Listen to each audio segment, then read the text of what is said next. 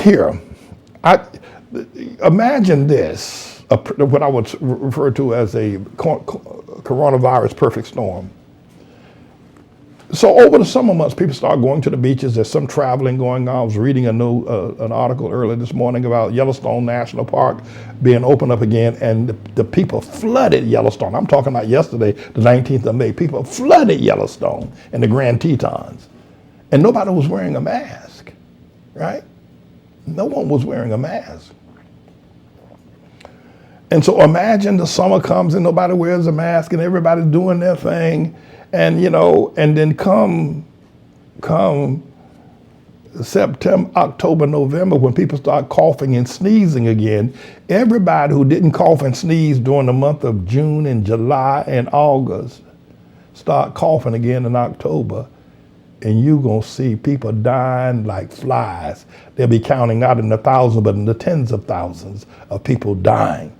Because all that built up coronavirus that built up over the summer before people started coughing and sneezing is now being coughed and sneezed, and the coughing and sneezing season that starts in October gets really going in November and December. And so I think it's important that you begin to look, well, how are you going to protect yourselves for that? This summer, wear a mask. That's right. And try to establish yourselves, you ATLAH members, and we're going to talk more about this, that even if we do open up for a little bit for some parties or some worship in the summer months, we need to get ready to lock down tighter than a drum come November, and definitely in December we're going to lock down, and we're going to be prepared to deal with the rest of them not going out, whether they're reporting coronavirus epidemic or not. We're going to lock down worse this year in 2021 than we did this year. That's my preparation, and I'm going to be advising the members of the ATLAH Church to do that. I'm also advising you to learn how to use the computer, that you might be able to do work from home, and that you might also save whatever monies that you have.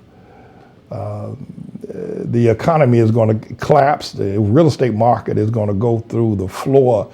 It would be if for some of you, you ought to start thinking about buying some of these brownstones up here in Harlem, because the real estate market is going to tank like you ain't never seen. The banking industry is going to go. It's going to go.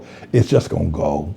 And when it does, many of the people that have died up here in Harlem and down there, brownstones are in limbo. A lot of people got condos that have died, brownstones that have died, and these places are now pretty much up for sale. But the market is down because the restaurant industry, up here in Harlem, the brownstones, the gentrifiers didn't move up here en masse until they could have some social gatherings. The one thing about Harlem that we need to be at the Sabbath, the thing that makes Harlem work is the social gatherings, the sidewalk cafes. Everywhere you look, there are French restaurants, Thai restaurants, Chinese restaurants, all kind of, the place is lousy with up-end restaurants where they serve the champagne and the Chardonnay and the Caesar salad. The place is lousy with restaurants. There's not one investment house. There's not one place where you can invest. That there's not one Goldman Sachs, that the banking is small-time banking. There's not really any Gucci's, any Armani's. There's not any of the up-end clothing stores. No, they're not here in Harlem, no. But the up-end restaurants, there's many up-end restaurants here in Harlem as there are in Midtown.